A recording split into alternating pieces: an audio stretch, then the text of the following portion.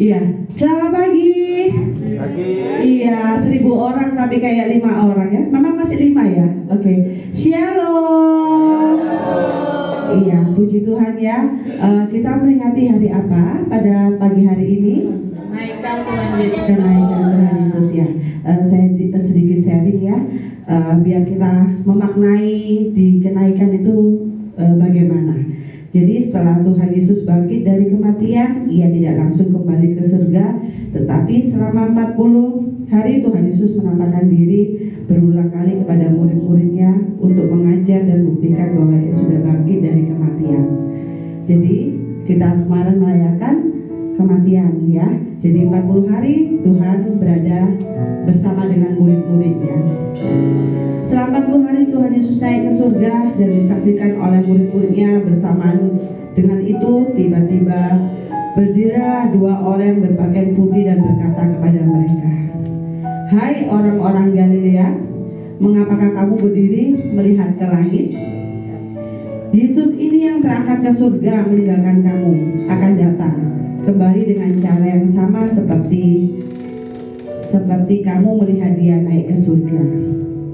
Dengan kata lain, kedatangan Tuhan Yesus kedua kalinya pasti tergenapi. Amin ya saudara-saudara. Dengan cara yang sama seperti dia naik ke surga.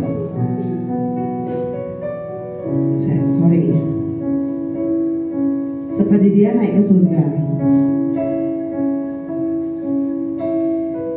Setiap tahun kita memperingati hari kenaikan Tuhan Yesus ke surga, dan kalau kita memahami dengan benar-benar akan peristiwa tersebut, maka kita akan mengucap syukur dengan adanya peristiwa tersebut. Dan suatu anugerah yang besar buat orang-orang percaya kepada Tuhan Yesus. Kita tidak sia-sia dalam mengikuti Tuhan Yesus. Sebab ada kehidupan setelah kematian, yaitu di surga, di mana tidak ada lagi penderitaan, tetapi adanya sukacita bersama Tuhan. Kita ajak saudara-saudara untuk memahami bagaimana kenaikan Tuhan Yesus yang sudah duluan ya, untuk membangun rumah kita di sana. Jadi kita memaknai benar-benar kenaikan Tuhan Yesus ini dengan sungguh-sungguh. Maka kita undang untuk berdoa terlebih dahulu sebelum kita beribadah. Terima kasih Tuhan Yesus. Selamat pagi Bapa, selamat pagi Roh Kudus. Terima kasih buat penyertaan-Mu dalam hidup kami. Kalau kami boleh bangun dan merasakan sukacita daripada Engkau, dan kami boleh beribadah dengan saudara-saudara seiman kami, itu semua karena kemurahan nama-Mu Tuhan. Dan kami boleh memaknai arti kenaikan-Mu, dan kami percaya Tuhan, setelah kematian pasti ada sukacita ya Bapa. Terima kasih Tuhan Yesus, terima kasih berkati ibadah pada pagi hari ini, mulai dari awal, pertengahan hingga akhirnya. Hanya di dalam nama Tuhan Yesus kami sudah berdoa dan bersyukur. Haleluya, amin.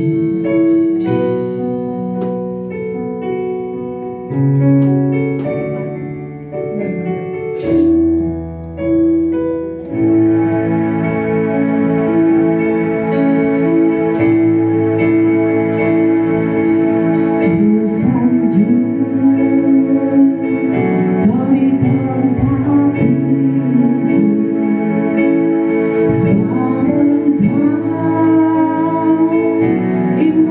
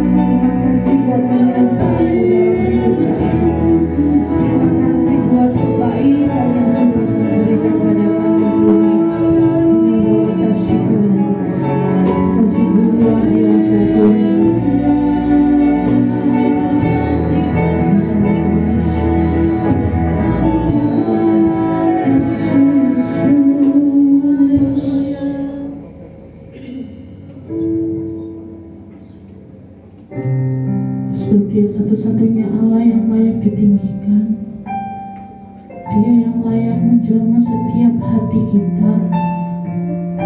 Dia yang layak menyembuhkan setiap penyakit kita. Dia satu-satunya Allah yang hidup, yang ajaib, yang luar biasa.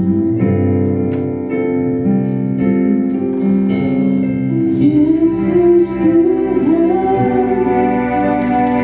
ditinggikan, dimuliakan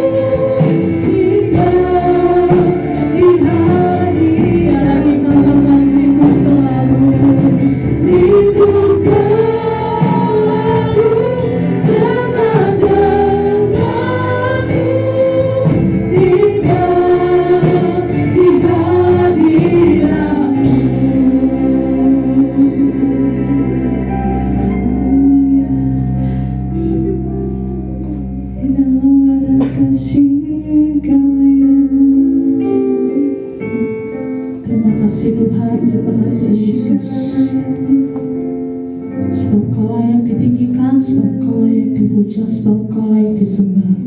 Tidak Allah yang seperti Engkau. Terima kasih Tuhan, kami bersuka cita, kami akan memuji karena Mu lebih lagi. Yang siap memuji nama Tuhan sama-sama dengan saya katakan Amin. Ya, shalom saudara-saudara. Ya, kita gak boleh bersedih-sedih lagi ya, karena Tuhan sudah bangkit naik ke surga. Amin. Kita akan bersenang-senang pada pagi hari ini.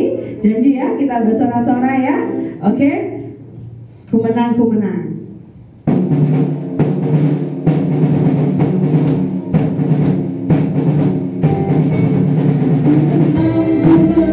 bersama Yesus Tuhan. Ku menang di dalam peperangan.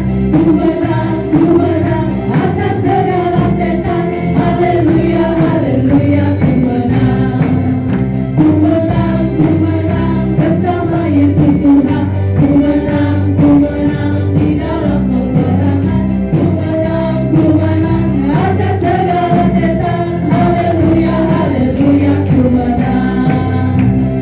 Haleluya, Dia bangkit.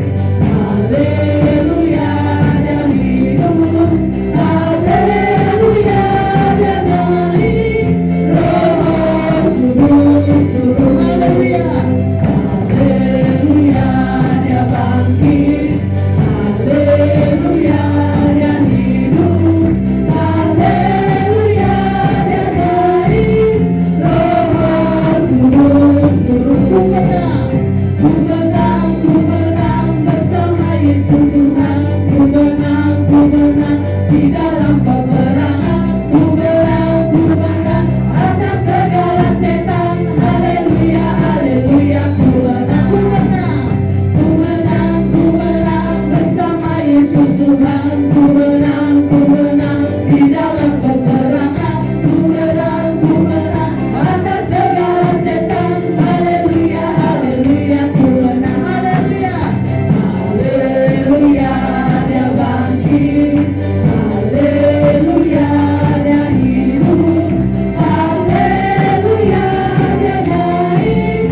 Roh Kudus turun. Haleluya, haleluya, Dia bangkit. Haleluya, Dia hidup. Haleluya, Dia naik. Roh Kudus turun. Roh Kudus turun. Roh Kudus turun.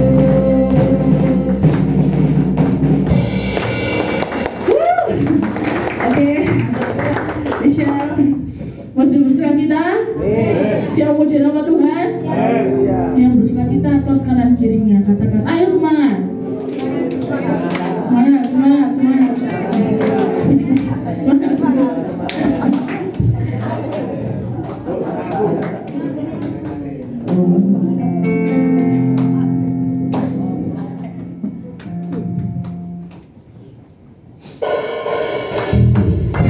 Loncat-loncat ya, janji ya.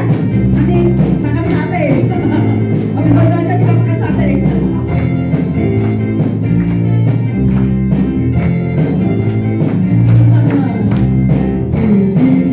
Kuasa Raja mulia, menaklukkan musuh di bawah kakiku. Ku pakai kuasa dari Raja mulia. Bila Allah ada bersamaku, siapa jadi lawanku? Sudah siap, sungguh besar dan Tuhanku. Engkau perisai hidupku.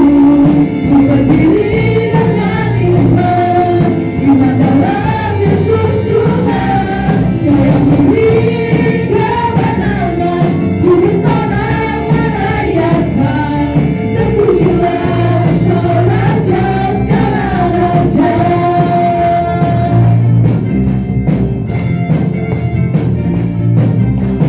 Ku pimpin kuasa dari Raja mulia, menaklukkan musuh di bawah kaki. Ku pakai kuasa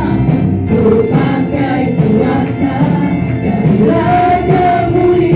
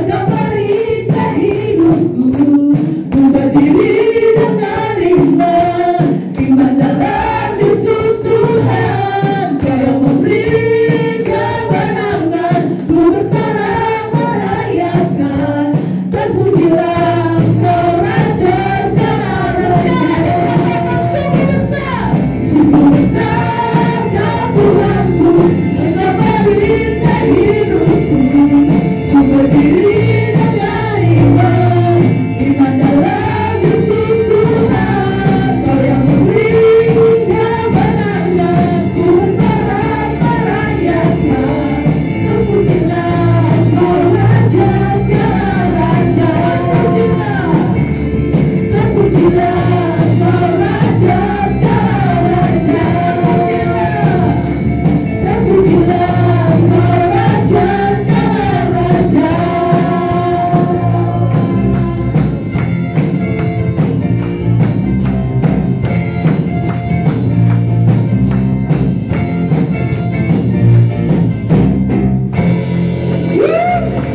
Beri sorak-sorai buat kemuliaan Tuhan. Siapa percaya Tuhan naik ke surga itu untuk siapkan rumah kita?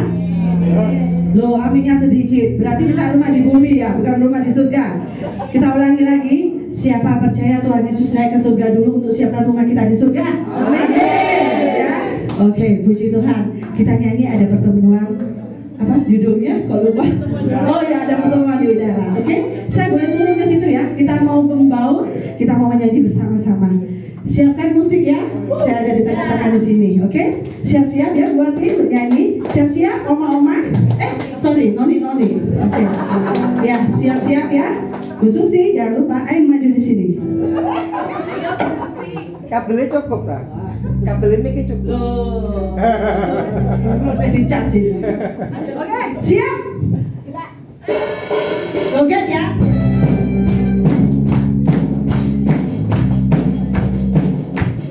Iya. Maaf ya, biasa ya. Biasa urusan rumah tangga ya begini nih ya. Biasa ada yang berantem ya, ada yang diskom ya, begitulah urusan rumah tangga begitu juga. Oke, siap? Jangan grogi. Apa saya balik ke mimbar? Enggak. Balik nih. Enggak boleh turun. Ayo. Senyum. Ada pertemuan di udara, pertemuan yang baik. Saya rindu bertemu di sana, jauh di udara. Oke, habis mati. Teman yang belum pernah dikenal adalah panggilan.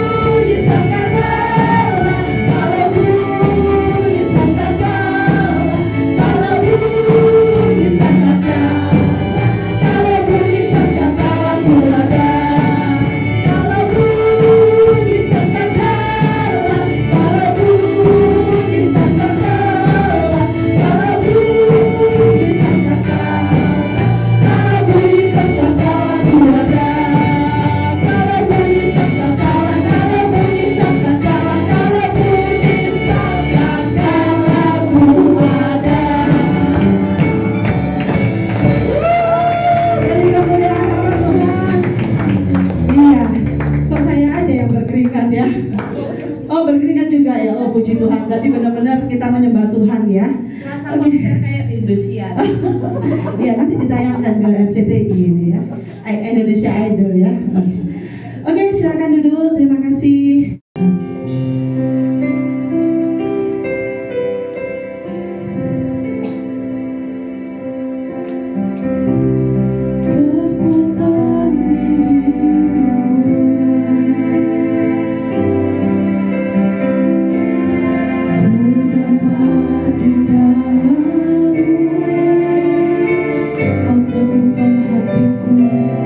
Kau teguhkan hatiku,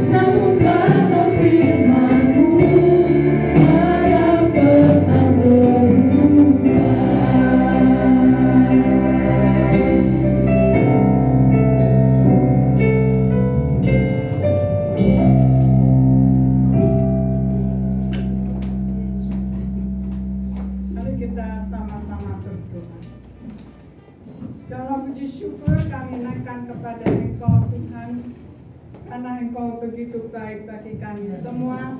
Engkau memberi kami kesempatan untuk beribadah pada hari ini. Kami boleh merayakan yaitu hari kenaikan Yesus ke surga. Kami bersyukur Bapa, kami bersyukur karena Engkau menjanjikan begitu banyak janji pada kami, dan Engkau yang menggenapi semuanya. Karena itu kami sangat bersyukur, kami sangat bersukacita karena Engkau Tuhan yang hidup dan semuanya untuk kemuliaan nama Tuhan. Terima kasih Bapa, Engkau Tuhan memberikan kami pengurapan-Mu semuanya, baik yang berbicara maupun yang mendengar. Engkau urapi kami semua dengan Roh Kudus, sehingga kami benar-benar menikmati kebenaran firman Allah. Terima kasih Bapa, dalam nama Tuhan Yesus kami berdoa dan mengucap syukur. Haleluya, amin. Saya ucapkan bukan yang katanya orang muda, selamat Natal gitu muda, tapi kalau selamat hari kenaikan Tuhan Yesus ke surga itu panjang ya, tetapi perlu dirayakan. Karena apa?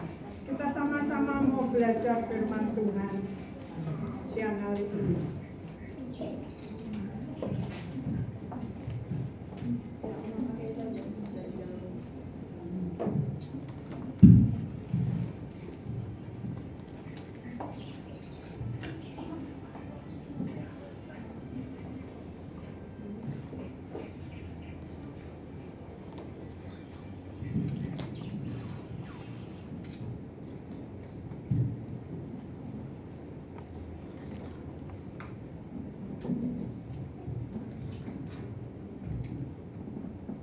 Nah, kalau hari ini kita mau merayakan hari kenaikan Tuhan Yesus Kristus, kenapa kita harus merayakan?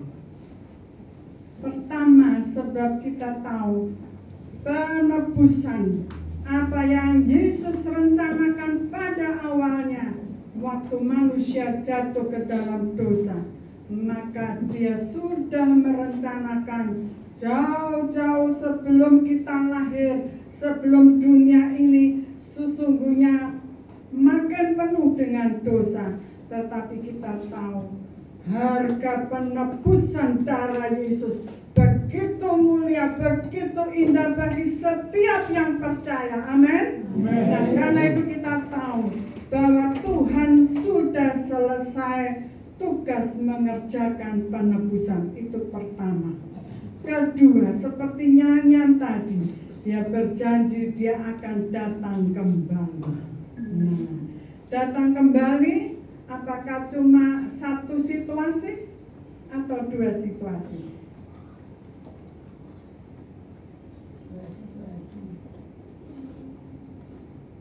Siapa yang bisa jawab?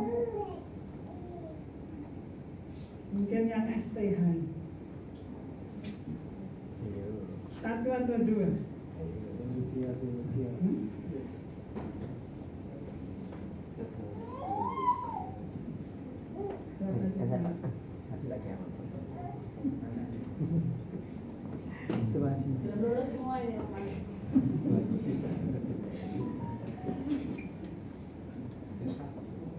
Berapa situasinya? Dua.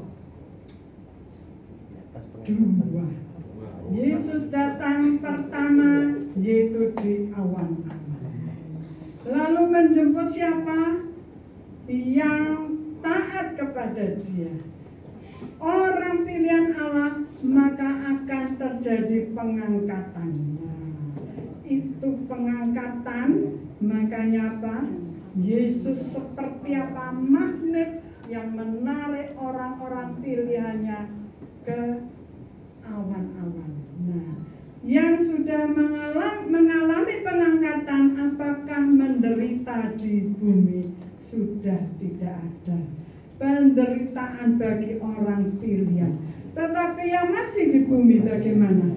Menerima siksaan antikris. Karena itu kita harus tahu. Makanya kalau cuma dosen mengatakan cukup 3 ayat aja firman, Padahal janji Tuhan itu ada 7.000 kira-kira. Itu janji kepada anak-anak Allah. Karena itu jangan sampai kita itu dipojokkan oleh iblis, supaya kita nggak tahu janji Tuhan. Kita tidak tahu apa isinya Alkitab, tetapi kita hari ini kita mau sama-sama belajar, baik saya, baik Bapak, Ibu, saudara-saudari sekalian. Nah, kedua, baru Yesus datang kedua kali ke bumi, perang Harmagedon, melawan yaitu apa? Setan, lalu apa? Antikris, ketiga nabi-nabi palsu. Kemenangan ada di pihak Yesus Kristus, dan mereka ketiga golongan ini, yaitu iblis, antikris, dan siapa? Nabi-nabi palsu dibuang yaitu ke api neraka. Karena itu kita bersukacita, sebab kita tahu bahwa janji Tuhan itu luar biasa. Amin. Nah, yang ketiga yaitu apa? Mengingatkan kita punya tugas, yaitu tugas apa? Seperti Kisah Rasul 1 ayat 8 dikatakan apa? Kita dipenuhi Roh Kudus untuk menjadi apa? Saksi. Nah, berani saksi? Berani saksi? Melalui perbuatan kita, melalui kata-kata kita, kita harus mau jadi saksi. Sebab ini hal yang penting, amanat agung Yesus Kristus untuk semua murid-muridnya. Karena itu kita mau sama-sama membacanya, yaitu di dalam Matius pasal yang ke-28. Kita mau baca ayat yang ke-18 sampai yang ke-20.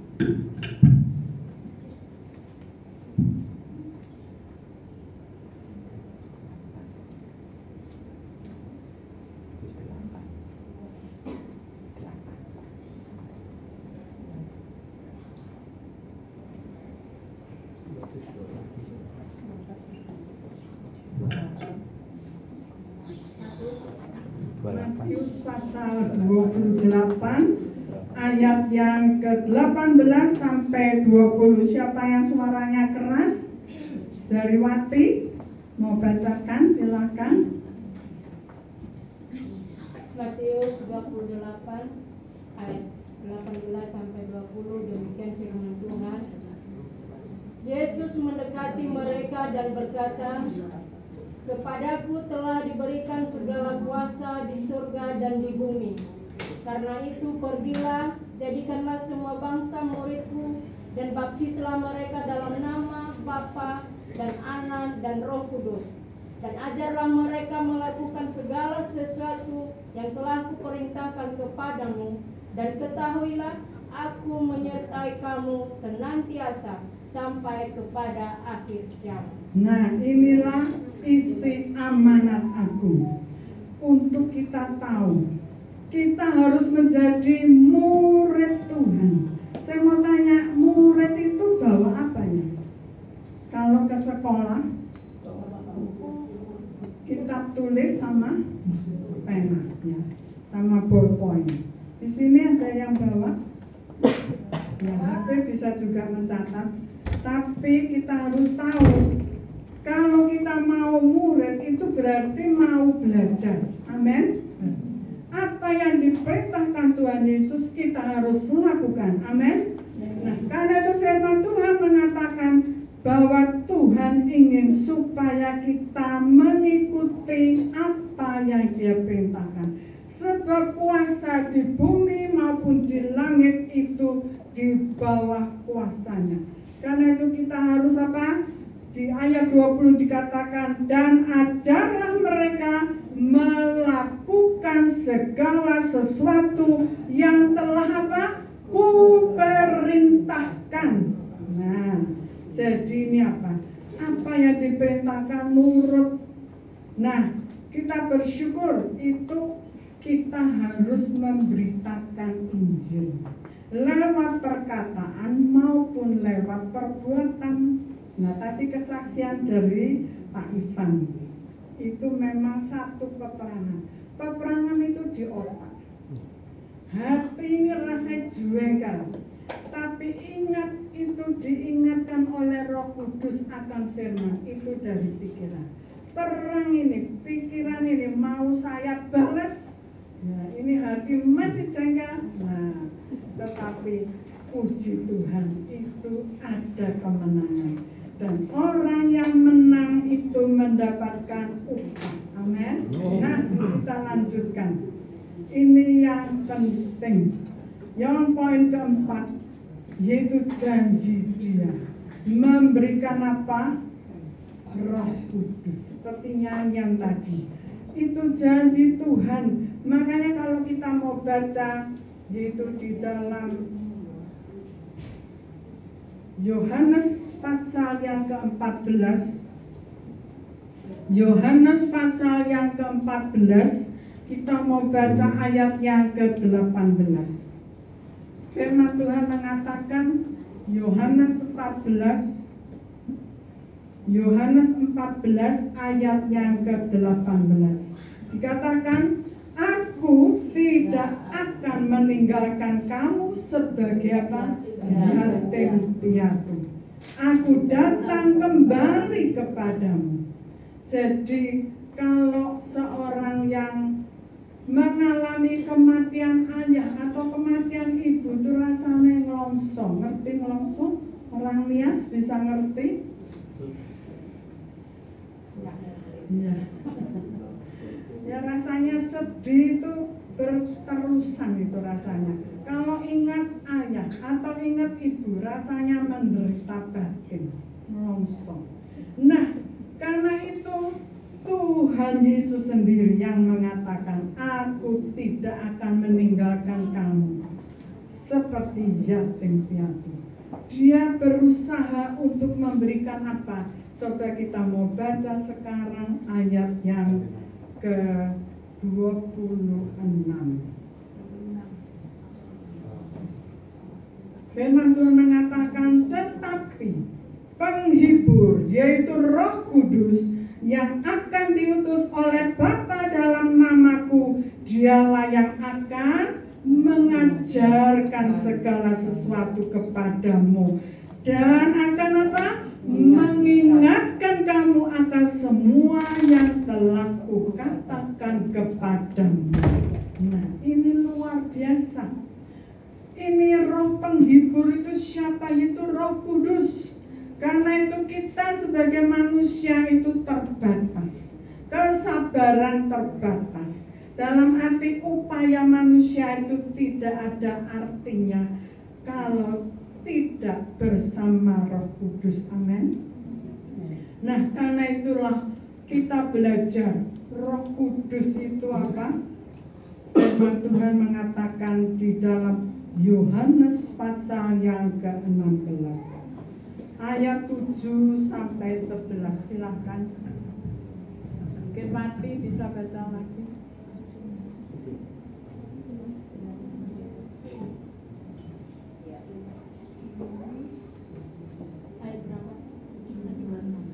Yohanes pasal 16 ayat 7 sampai 11. Demikian firman Tuhan. Namun benar yang kukatakan ini kepadamu adalah lebih berguna bagi kamu jika aku pergi. Sebab jikalau aku tidak pergi, penghibur itu tidak akan datang kepadamu. Tetapi jikalau aku pergi, aku akan mengutus dia kepadamu. Dan kalau ia datang, ia akan menginsafkan dunia akan dosa, kebenaran dan penghakiman. Akan dosa, karena mereka tetap tidak percaya kepadaku. Akan kebenaran, karena aku pergi kepada Bapa dan kamu tidak melihat aku lagi. Nah, jadi Roh Kudus itu memberikan apa? Menginsyafkan. Orang yang insyaf itu luar biasa, sadar akan kesalahannya. Karena itu kita bersyukur bahwa firman Tuhan mengatakan, dan kalau ia datang, itu ayat 8, ia akan mengisafkan dunia akan dosa, kebenaran, dan penghakiman. Ayat 9 dikatakan akan dosa, karena mereka tetap tidak percaya kepadaku. Berarti orang yang menolak Yesus, tidak mau percaya kepada Dia, bahwa keselamatan hanya melalui Yesus Kristus, itu salah kepada diri sendiri.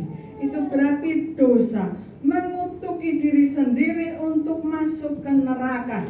Karena itu kalau kita tahu ini harga yang sudah dibayar, sudah ditebus oleh Yesus Kristus di kayu salib, sampai darah yang terakhir diteteskan ke bumi. Itu bukan main-main. Allah sendiri mau turun jadi yang hina. Bayangkan di sengsara, menanggung penderitaan yang begitu hebat. Tetapi coba lihat, justru orang Farisi, dan ahli Taurat, mereka mengenal yang namanya kitab suci, tetapi mereka tidak mengerti sebab mata rohani mereka buta. Mereka menolak Yesus Kristus sebagai Mesias, padahal mereka tahu akan janji-janji Tuhan. Mereka tidak mengerti bahwa Yesus datang sebagai Mesias yang ditunggu-tunggu, tidak. Karena itu orang yang tidak mau percaya itu merupakan satu dosa, di mana dosa itu membenci pada dirinya sendiri sehingga tidak mendapatkan keselamatan. Tidak mendapatkan keselamatan kekal, dia harus masuk ke dalam neraka. Sebab menolak juru selamat, sebab menolak keselamatan, itu mengerikan. Berarti apa? Dosa, kejahatan pada diri sendiri. Karena itu Yesus memperbaharui, yaitu hukum yang dikatakan kasihlah sesama manusia seperti diri sendiri, diperbarui seperti Yesus mengasihi manusia. Karena itu kita tahu perjanjian yang Tuhan berikan pada kita itu perjanjian yang luar biasa. Amin. Nah, firman Tuhan mengatakan di dalam ayat yang ke-10, akan kebenaran, karena aku pergi kepada Bapa dan kamu tidak melihat lagi.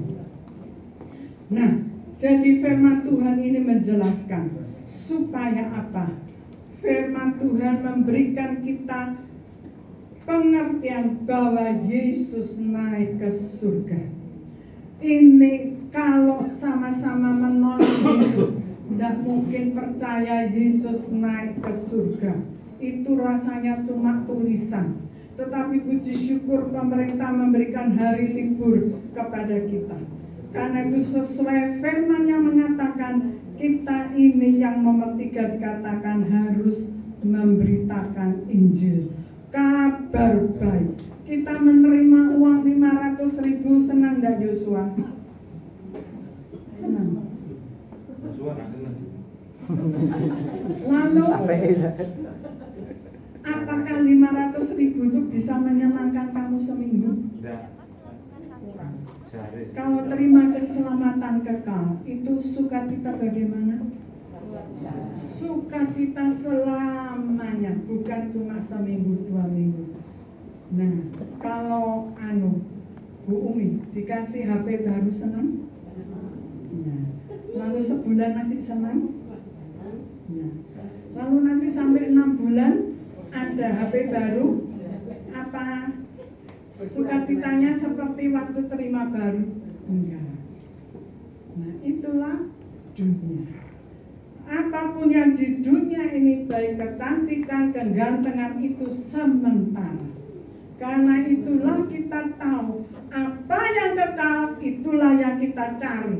Makanya firman Tuhan mengatakan keselamatan itu bukan cuma asal-asalan. Keselamatan itu diberi cuma-cuma, tetapi usahakanlah dengan takut dan gentar. Amin. Kalau kita nggak takut, bisa saja melanggar. Apalagi orang Kristen banyak yang melanggar lampu merah, ya tuh.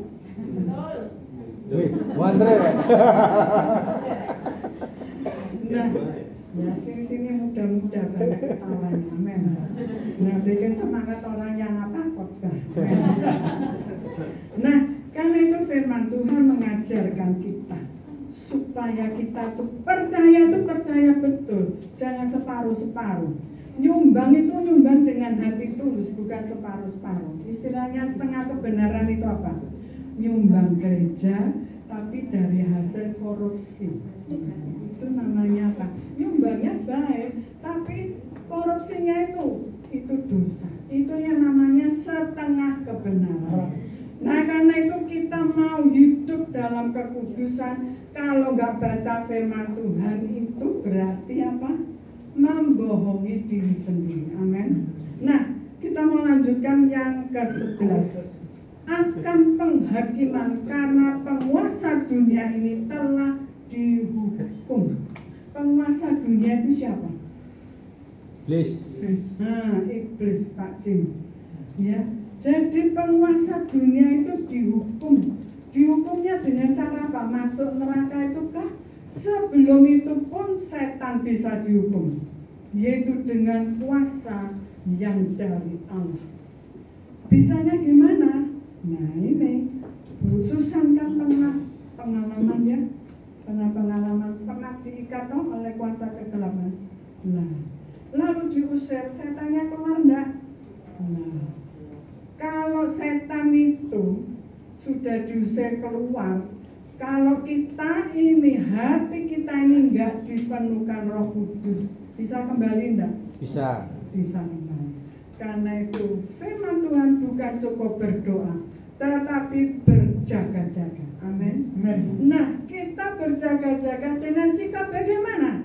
Yaitu melalui doa, melalui baca firman. Karena itu jangan cuma cari obyekan di dunia.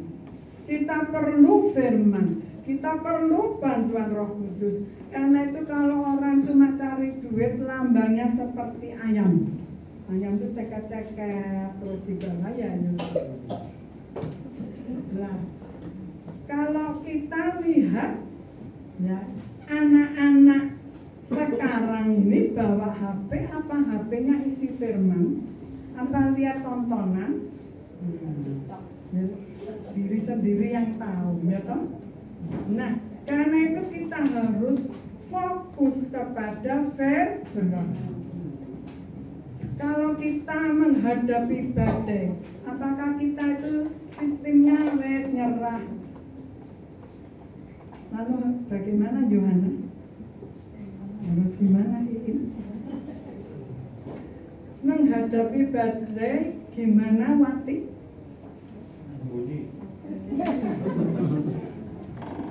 Menghadapi badai bagaimana Pak Rudolf?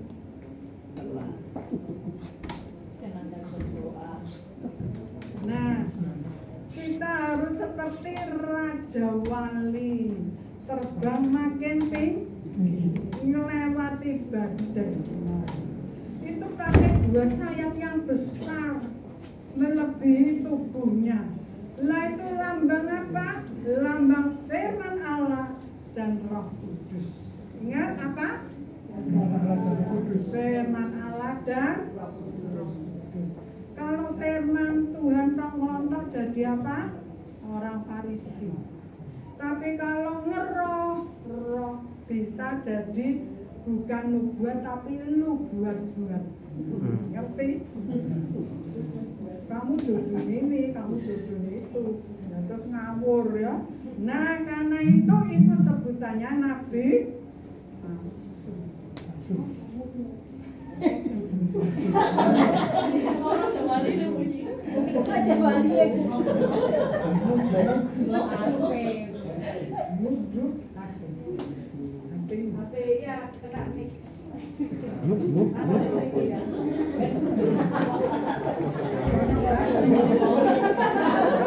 Babi muning.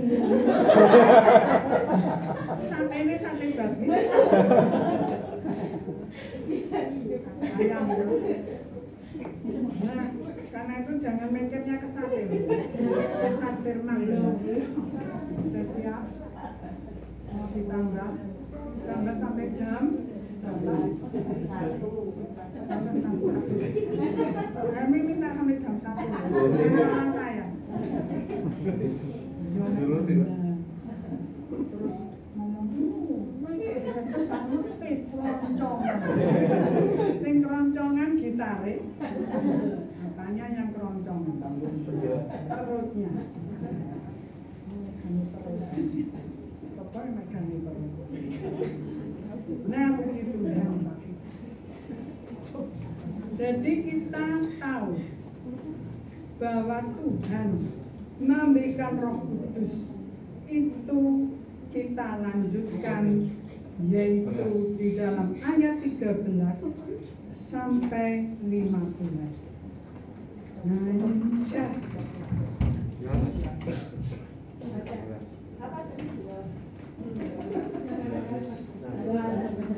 Yohanes 16 ayat 13 sampai 15. Yohanes 16 ayat 13 sampai 15.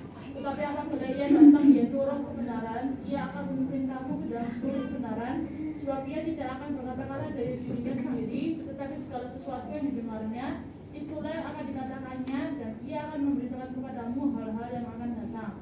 14. Ia akan memuliakan aku, sebab ia akan memberitakan kepadamu apa yang diterimanya daripadaku.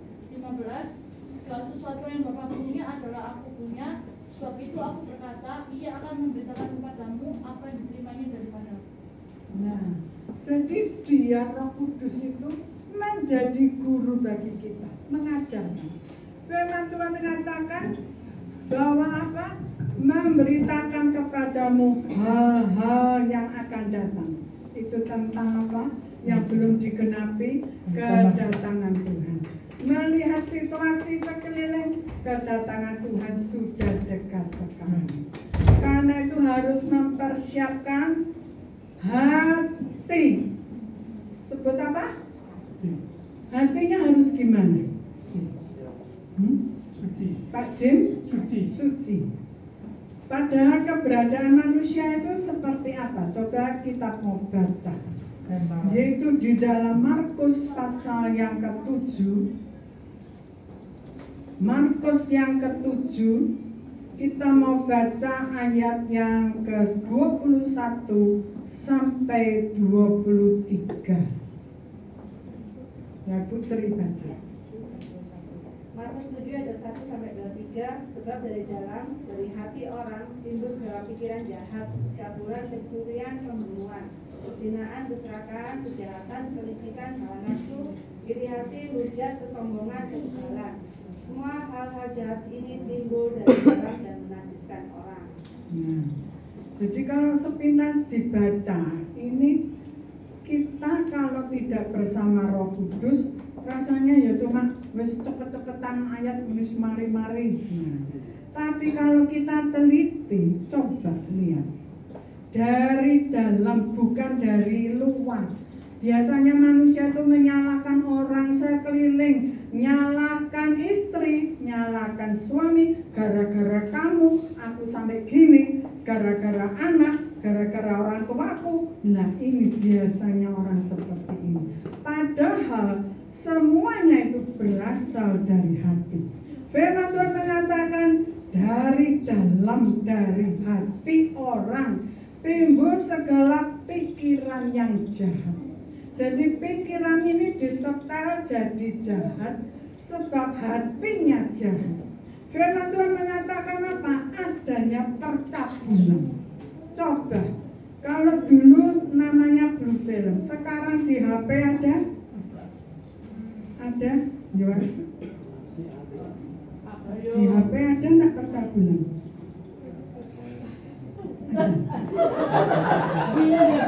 Masalah jawab deh.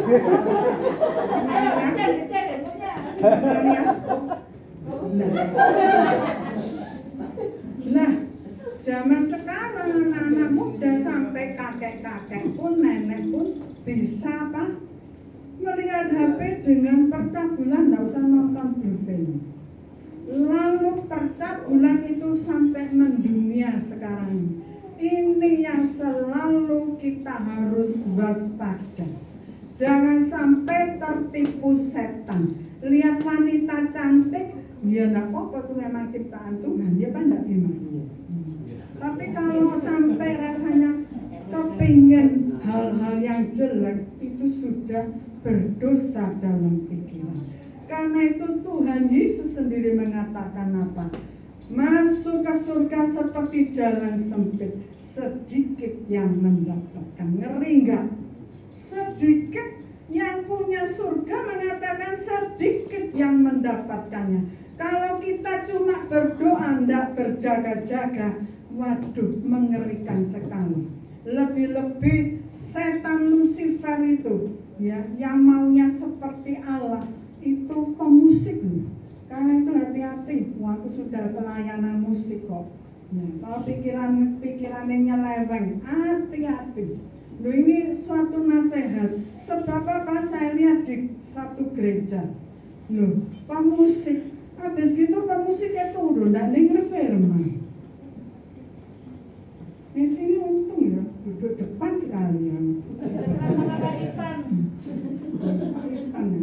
Nggak apa-apa, duduk senderan. Sama-sama senderan. Nah, karena itu kalau kita tahu firman Tuhan mengajarkan kepada kita supaya kita ini jauh dari segala hal-hal seperti apa?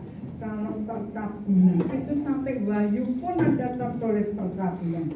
Pencurian. Nah, pencurian orang Kristen ya bikin gara-gara supaya mau mencuri pabrik. Itu ada ceritanya itu. Satu buku, kesaksian seorang yang mantan sihir akhirnya bertobat, itu di Afrika. Ya, jadi temannya itu ya suruh nyuri barang-barang, sama-sama kerja di pabrik untuk mencuri barang-barang pabrik. Waktu dia mencuri, apa yang terjadi? Maka apa? Setan itu bisa melihat orang yang dilindungi oleh kekudusan dan yang tidak. Dalam penglihatan mereka lihat, oh, mereka sudah tidak punya baju, telanjang. Jadi akhirnya ketahuan dia ini telanjang. Nah, akhirnya apa? Masuk gereja, dengar firman Tuhan, dia bertobat. Orang itu loh yang Mukendi namanya ya. Dia melihat, loh, temanku kok sekarang sudah pakai baju lagi. Nah, jadi Mukendi ini orang tukang sihir yang bisa melihat keberadaan rohani seseorang, terlindung oleh darah Kristus atau telanjang. Orang yang berdosa mencuri telanjang. Nah, kita lanjutkan. Jadi kita harus waspada. Firman Tuhan melanjutkan tentang apa? Pembunuhan. Ya. Karena itu pembunuhan termasuk aborsi. Saya pernah melahirkan anak saya yang kedua. Waktu itu cerita-cerita sekamar. Saya tanya, anakmu apa? Dia katakan, saya gugurkan. Saya langsung ngomong, orang menggugurkan, lo berarti membunuh anak lo. Saya ngomong, lo setelah itu nggak pernah ngoceh sama saya. Nah, kena apa? Seperti luka kena air garam. Nah, itu loh.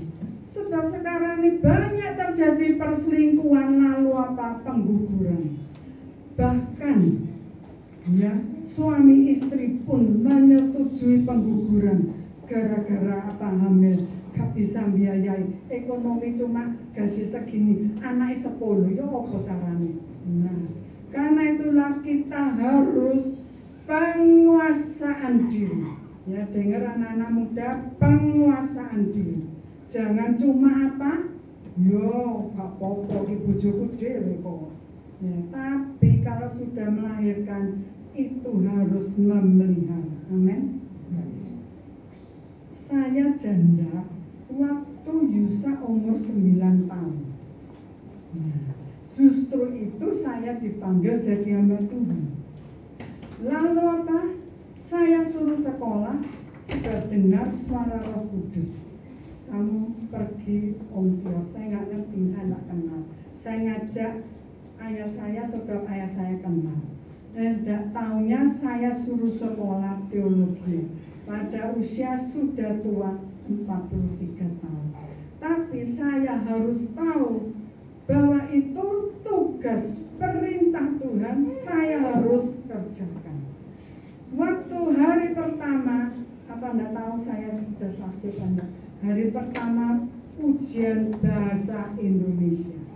Lalu saya konseling 3 orang, mulai pagi sampai 5:30 saya tidak ada waktu untuk mengulangi pelajaran. Lalu saya rasanya Tuhan wis nggak ujian lain, tapi Tuhan ngomong, kamu saya perintahkan untuk ujian. Saya ngayu sepeda, bukan sepeda motor, sepeda ontel. Sekolah saya Singgah Darmadi. Saya ujian. Waktu 5 menit saya buka-buka buku. Apa yang saya belajar dalam waktu 5 menit itu yang keluar. Tetapi setelah ada gaya bahasa hiperbola, gaya bahasa ini, rasanya ini lupa. Saya tidak mengulangi. Tetapi saya berdoa, Tuhan, Engkau berikan pertolongan supaya saya ingat. Tetapi Roh Kudus memberikan apa? Makanya pentingnya Roh Kudus. Satu penglihatan, jadi saya ngerpek dari penglihatan itu. Saya menulis dan hasilnya itu puji Tuhan. Amin. Membuat saya semangat. Makanya waktu pertama saya kuliah semester 1, itu Tuhan memberkati saya. Semuanya AB-nya cuma 1. Membuat saya semangat. Padahal biaya itu tidak ada. Saya pergi gereja Kertajaya pun naik sepeda. Lalu saya harus dalam hati tiap hari beriman untuk anak-anak saya 3 bisa sekolah. Saya harus tetap beriman supaya anak-anak saya bisa mencapai. Karena itu tidak seperti saya kuliah naik sepeda. Tetapi Tuhan memberikan kekuatan pada saya. Kalau dulu saya itu nafasnya ngeh-ngeh. Dokter waktu saya kuliah di ITS mengatakan ibu tidak kuat untuk lari. Tetapi setelah Tuhan mengizinkan saya setiap sore saya kuliah mulai 5:30 pulang jam 9. Kadang 9:30 saya kuat untuk bersepeda pelayanan ke Ngagel, ke tempat daripada Bu itu untuk nyebrang lagi, pelayanan naik sepeda. Dan Tuhan memberikan paru-paru saya kuat sehingga saya bisa khotbah ini. Bukan kekuatan saya sendiri, tetapi itu semua daripada Tuhan. Karena itu percayalah sungguh pada Tuhan. Tuhan dapat mengubahkan. Ya saya dulu malu, ya saya dulu nggak bisa ngomong R. Tetapi setelah saya penuh dengan Roh Kudus, saya mendapatkan karunia, saya bisa bicara huruf R. Karena itu saya tidak dipermalukan. Tetapi sekalipun saya khotbah di penjara, waktu dulu kali sosok semua laki-laki, ada yang kunciran dari Irian, semua pembunuh, tetapi Tuhan memberi kekuatan sehingga saya bisa khotbah dengan apa yang firman Tuhan katakan. Akhirnya ada yang menangis, sekalipun mantan pembunuh, sekalipun mantan tetapi saya percaya kalau bukan kuasa Roh Kudus maka manusia tidak akan berubah. Tetapi oleh Roh Kudus manusia bisa berubah. Karena itu kita bersyukur bahwa melalui karya Roh Kudus kita dikuatkan. Kita tidak ditinggal sebagai yatim piatu, tetapi kita punya semangat yang baru, membuat kita ini selalu mau memberikan penjelasan bagi mereka yang salah. Kita memberitahu jalan kebenaran, sebab kita tahu kalau manusia satu bertobat, maka malaikat di surga bersorak-sorai. Kalau kita mendapatkan uang 1 juta, malaikat tidak bersorak-sorai. Amin. Karena itu jangan kita seperti ayam cuma ceker-ceker cari duit di dunia. Tidak menyediakan waktu untuk baca firman, tidak menyediakan waktu untuk beribadah. Sekalipun saya ini ngiris-ngiris brambang, ngiris-ngiris sayur, tapi telinga masih ada telinga bekerja, dengarkan khotbah, dengarkan pujian. Karena itu akhir zaman ini limpah dengan segala hal rohani, kita rohani bisa naik. Tetapi orang yang menolak akan turun semakin jahat. Karena itu firman Tuhan mengadakan satu penjelasan supaya kita mengerti. Kita lanjutkan pembunuhan, perzinahan, mengerti ini. Dan jangan sampai kaget kalau ada hamba Tuhan yang mau terima bayaran. Orang cerai, sama-sama cerai, lalu apa? Diberkati, bayar 5 juta. Oh, kasihan sekali. Jangan sampai kita menyalahi hukum Allah. Nah, keserakahan sama. Punya istri 1 nggak cukup, istri 2, istri 3. Karena itulah firman Tuhan mengajarkan kepada kita. Lalu apa? Mengadakan satu apa?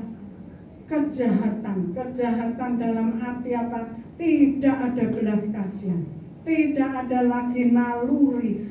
Apa artinya seorang bapak atau seorang ibu atau orang tua? Semuanya rasanya hati untuk nafsu, firman Tuhan katakan. Kelicikan, banyak hal, suara kelicikan dari iblis. Kamu bisa membuat seperti ini, supaya nggak ketahuan. Lalu apa dikatakan? Karena hawa nafsu, iri hati. Lalu apa? Hujat. Hujat ini mengerikan. Saya waktu sekolah di teologi, itu ada seorang dosen mengatakan, coba kamu ya jadi 2 grup. Bu Esther grup kedua, ya teman saya grup 1. Kamu harus bisa menjawab, apa gunanya berbahasa roh? Saya cuma enteng-enteng aja menjawab. Kalau Tuhan tidak memberi, itu berarti tidak berguna. Tetapi kalau Tuhan memberi, itu sangat berguna. Nah, jawaban saya cuma ya itu aja, apa yang Roh Kudus katakan. Nah, lalu apa yang terjadi? Minggu depan sebelumnya dia ngajar, apa yang terjadi?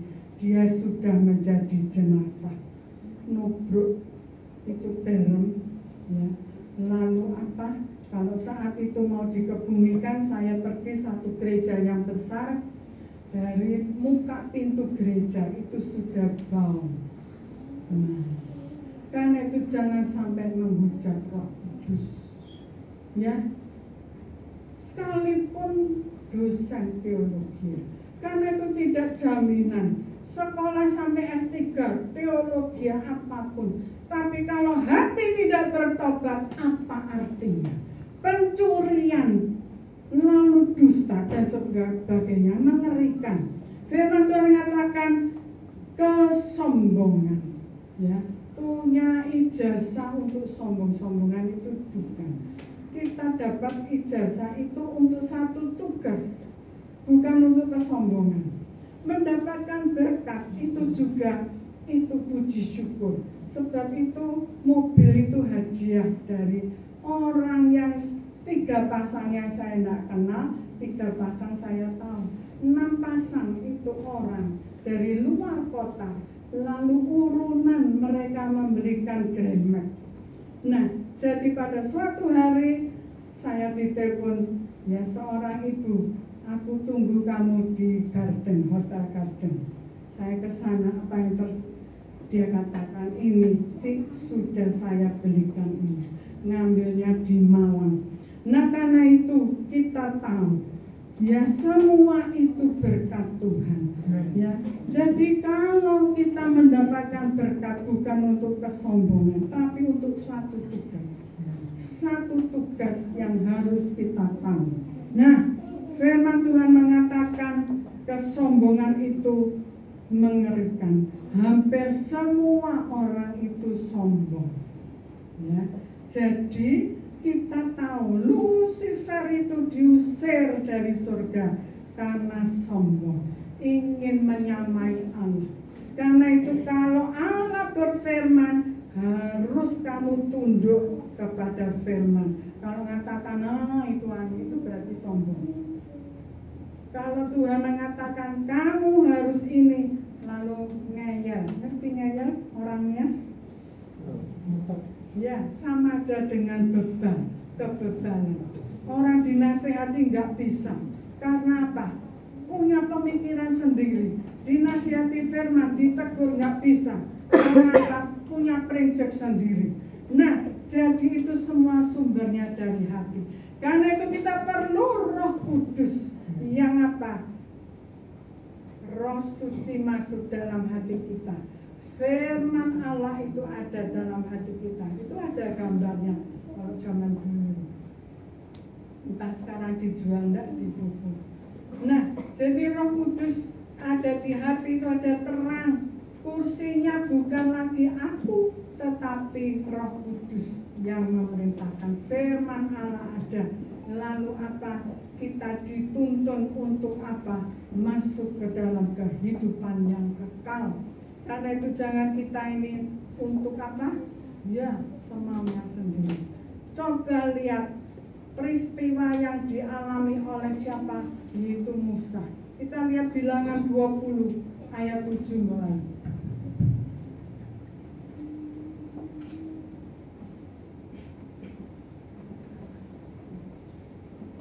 Bilangan 20 ayat 7 mulai.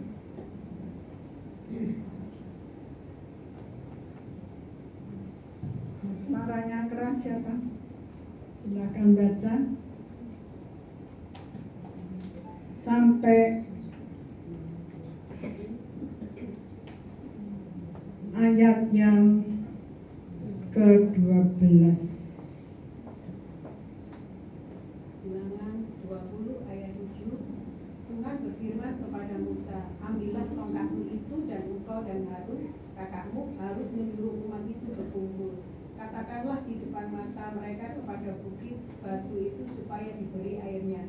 Demikianlah engkau mengeluarkan air dari bukit batu itu bagi mereka dan memberi minum umat itu serta ternaknya. Lalu Musa mengambil tongkat itu dari hadapan Tuhan seperti yang diperintahkannya kepadanya. Ketika Musa dan Harun telah mengumpulkan jemaah itu di depan bukit batu itu, berkatalah ia kepada mereka, dengarlah kepadaku, hai orang-orang durhaka. Apakah kami harus mengeluarkan air bagimu dari bukit batu ini? Sesudah itu Musa mengangkat tangannya, lalu memukul bukit batu itu dengan tongkatnya 2 kali. Maka keluarlah banyak air, sehingga umat itu dan ternak mereka dapat minum. Ayat 12. Tetapi Tuhan berfirman kepada Musa dan Harun, karena kamu tidak percaya kepadaku dan tidak menghormati kekudusanku di depan mata orang Israel, itulah sebabnya kamu tidak akan membawa jemaah ini masuk ke negeri yang akan kuberikan kepada mereka. Nah, kelihatannya awal ayat 9 itu Musa itu taat. Lalu Musa mengambil tongkat itu dari hadapan Tuhan seperti yang diperintahkannya kepadanya. Nah, lalu ayat 10 lihat, ini sudah ada perubahan. Ketika Musa dan Harun telah mengumpulkan jemaah itu di depan bukit batu itu, berkatalah ia kepada mereka, dengarlah kepadaku, hai orang-orang durhaka. Apakah kami harus mengeluarkan air bagimu dari bukit batu ini? Coba lihat, apa ini taat? Saya mau tanya, apakah ini taat? Taatnya dari mana? Tidak taatnya dari mana? Memukul. Bukan memukul. Ini kelihatannya ini. Coba tadi Tuhan itu ngomong ini, tongkat, ambil tongkat, betul taat. Menyuruh umat kumpul, betul. Tapi firman Tuhan ayat 8, Katakanlah di depan mata mereka kepada apa? Bukit batu itu, supaya diberi airnya. Itu perintah Tuhan. Tapi Musa mengatakan maki-maki sama umat Tuhan. Marah sebab apa? Dia selalu di pojok nih. Pemimpin itu biasanya kok kalau sampai gak diterima kasih, dipojokkan ya. iya. Kalau salah sedikit aja wes dirasani. Nah, lihat, berkatalah ia kepada mereka, dengarlah kepadaku. Loh, ini ngomongnya sama jemaat, bukan sama batu lagi. Kelihatannya cuma wayai mukul itu kelihatan, tapi ini sudah melenceng, sudah jadi sombong. Sebab apa dia? Dengarlah kepadaku, lakunya ini loh. Lalu apa? Hai orang-orang durhaka. Loh, marah sama ini. Orangnya haus itu gimana? Ya, bawa firman aja, kering saya bawa minum. Nah, karena itu kalau kering itu kasihan sebetulnya. Mestinya ngomong sama gunung batu, tapi dia ngomong sama umat. Lalu ngomong gini, apakah kami harus mengeluarkan air bagimu dari bukit batu? Nah ini kesombongan. Jadi kesombongan, dia mengambil alih haknya Allah lalu kepada dia. Ingat, ini satu hal yang kita kadang-kadang cuma mikir salahnya dia mukul 2 kali ke bukit batu. Memang airnya keluar, ya, dan bukan dipukul, tapi apa? Suruh ngomong, ya. Kami harus mengeluarkan air bagimu dari bukit batu ini. Ini bukan satu hal yang ini. Kalau perintahnya Tuhan apa? Demikianlah engkau mengeluarkan air dari bukit batu itu bagi mereka dan memberi minum umat itu serta ternaknya. Nah, itu ngomongnya pada bukit batu, tidak usah memukul. Coba, Allah kita itu Allah yang gimana? Allah yang konsekuen dengan perkataan. Karena itu jangan sampai membelokkan. Apalagi kalau kita mau mendapatkan hidup kekal, coba lihat di Wahyu. Kita mau lihat di Wahyu pasal 21 ayat 7, 8 dan 27 sebagai ayat terakhir. Wahyu pasal 21. Kita mau baca ayat 7,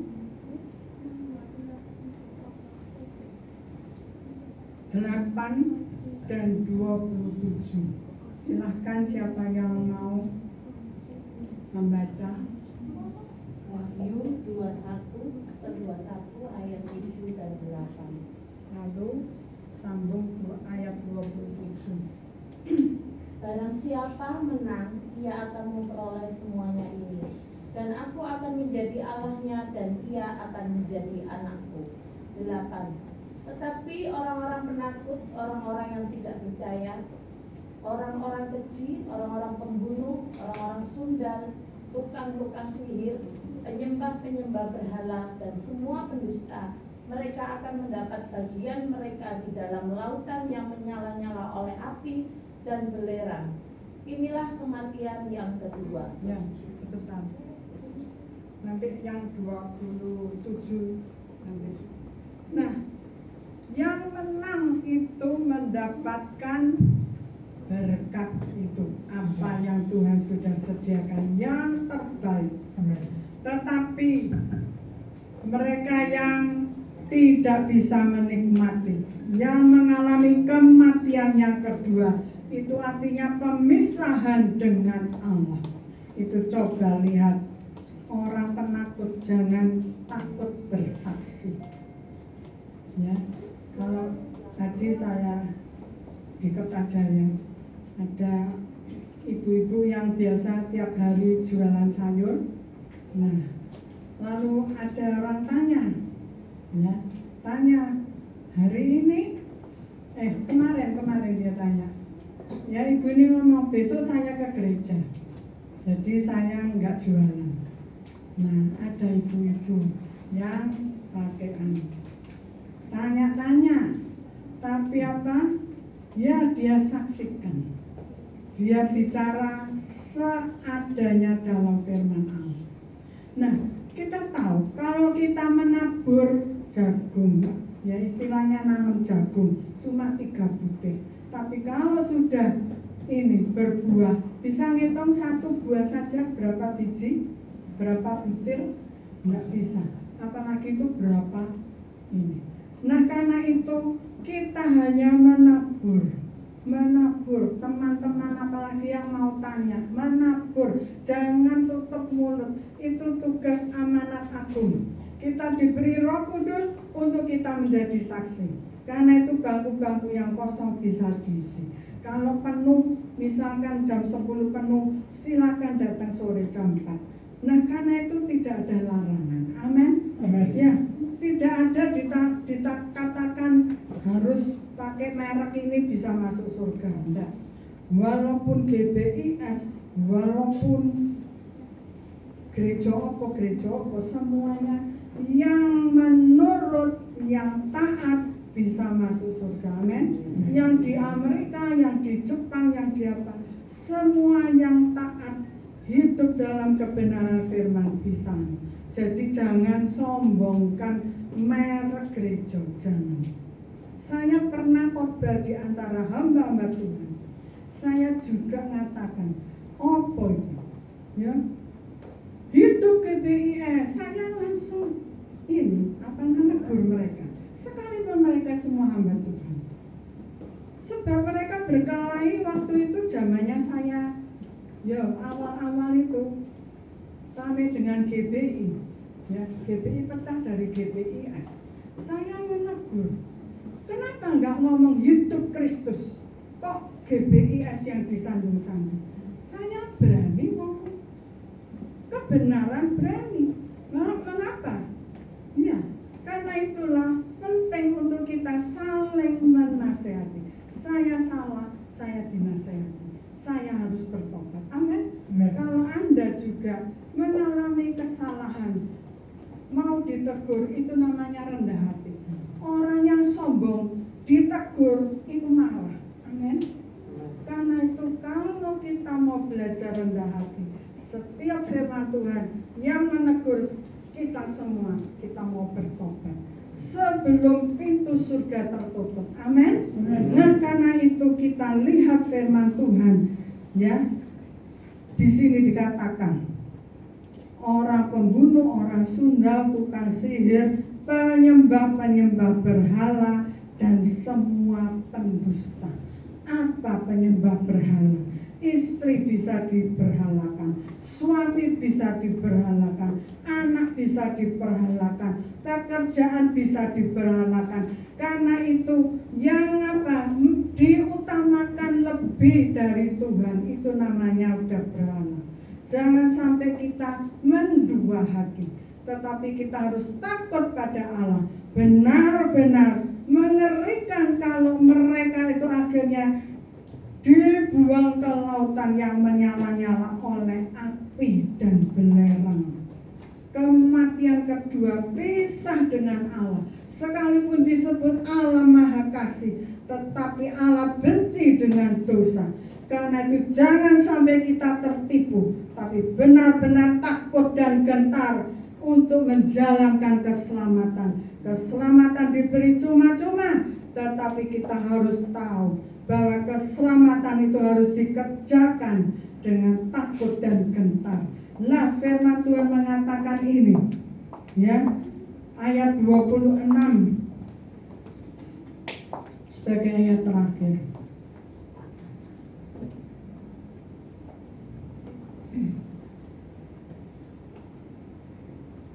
27. Ya, maaf.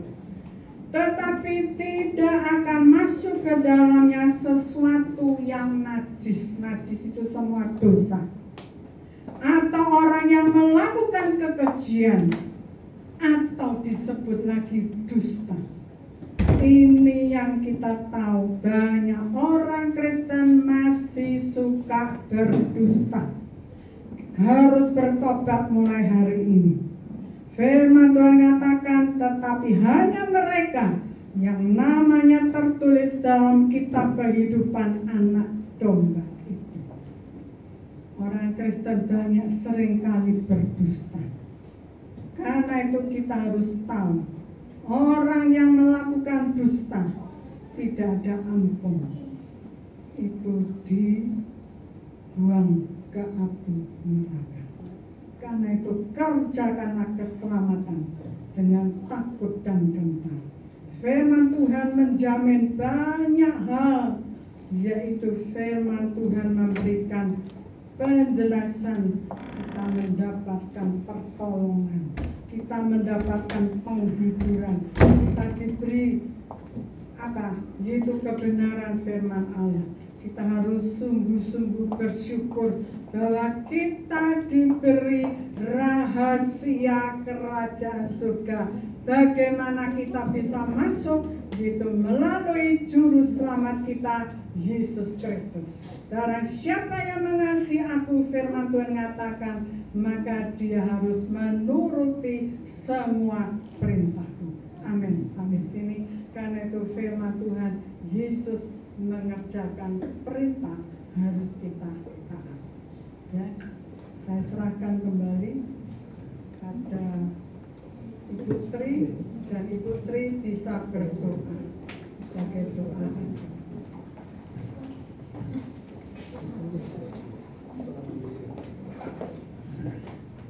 Ya, terima kasih Tante Esther yang sudah menyampaikan firman yang luar biasa. Biarkan kami belajar untuk penguasaan diri. Kita akan nyanyi percaya bukan karena melihat.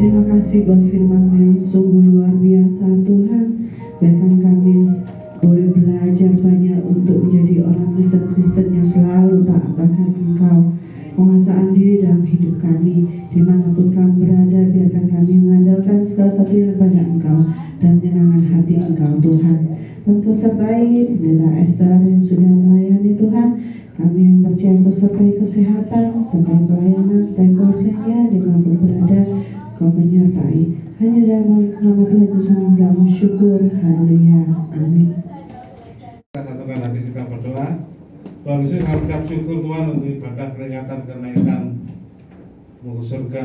Terima kasih Tuhan, Kau sertai ibadah kami, Kau berjalan lancar, Kau sertai awal pada akhirnya, Kau berkati hamba-Mu Ibu Pendeta Esther yang sudah melayani firman Tuhan siang hari ini. Dengan pakai urapi, kesehatan, kekuatan, dan rasa senjata perlindungan-Mu. Kau berkati juga para pelayan Tuhan, Putri, sudah puji-pujian, semakin pakai urapi dan pelayanannya. Kau berkati Pak Idris sudah melayani sebagai operator mixer. Kau berkati dalam usaha pekerjaan, kesehatan, rumah tangga mereka. Dalam berkati Depot dan Matthew dan sekolah mereka. Jimat kesehatan, jaga perlindungan-Mu. Berkati Depot dan pelayanannya sebagai pakai urapi anak-Mu. Kau berkati misi Tuhan Yesus. Dan melayani sebagai WL, Kau berkati dan melayani sebagai pakai urapi. Kau berkati dalam kuliahnya yang bisa selesai dan bisa diwisuda Tuhan Yesus. Kesehatan, kekuatan, dan perlindungan-Mu. Berkati Ibu Erwin dan melayani sebagai singer, untuk pakai urapi dan pelayanan. Berkati dalam usaha pekerjaan, kesehatan, rumah tangga bersama dengan Pak Andika. Kau berkati anak-anak Selvi dan Tasya dalam sekolah mereka, menerima kesehatan, menjaga perlindungan-Mu. Berkati Tuhan Yesus Kristus pada isi yang melayani sebagai singer. Kau berkati pelayanannya dan pakai urapi. Berkati dalam usaha dan pekerjaan, kesehatan, rumah tangganya bersama dengan Pak Andi. Tuhan Yesus, Kau berkati Abel dan Lucy dalam sekolah mereka, menerima kesehatan, menjaga perlindungan-Mu. Kau berkati Tuhan buat anak-Mu Tuhan Joshua sedang melayani sebagai komentar dan pakai urapi dan pelayanannya sebagai pakai urapi untuk bungkus alam dan kuasa dalam. Kau berkati Bima sedang melayani sebagai pemain bass.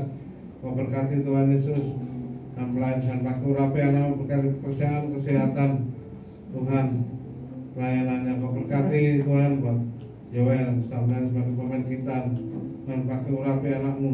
Dalam sekolahnya di kesehatan, menjaga perlindungannya. Nanti Iin Tuhan Yesus yang sudah melayani sebagai pemain keyboard dan pakai urapi anak-Mu. Dalam kuliahnya sebagai anak menyelesaikan kuliah sampai selesai dan bisa wisuda.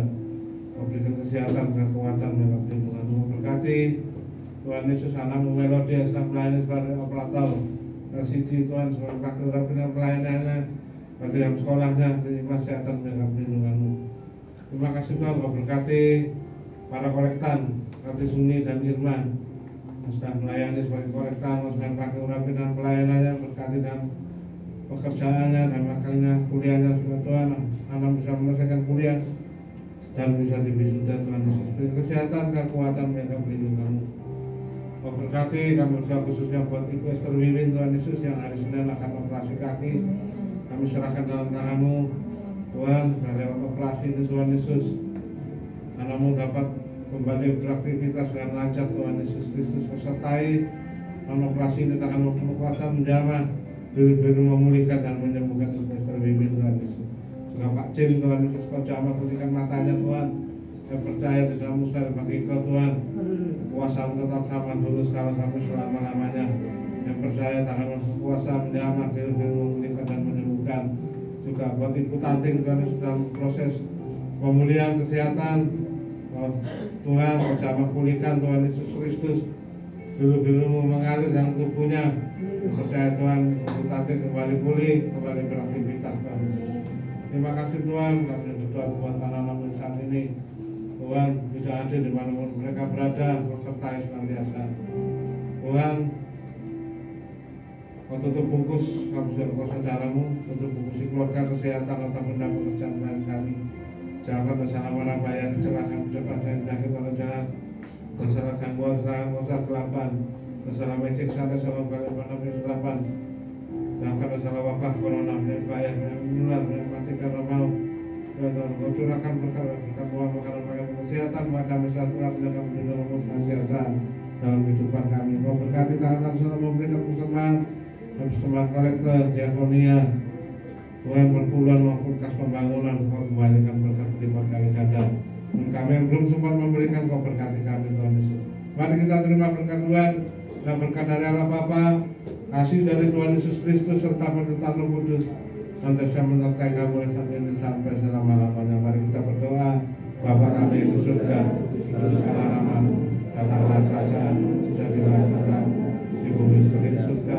Berikanlah kami pada hari ini makanan kami secukupnya, dan ampuni kami kesalahan kami,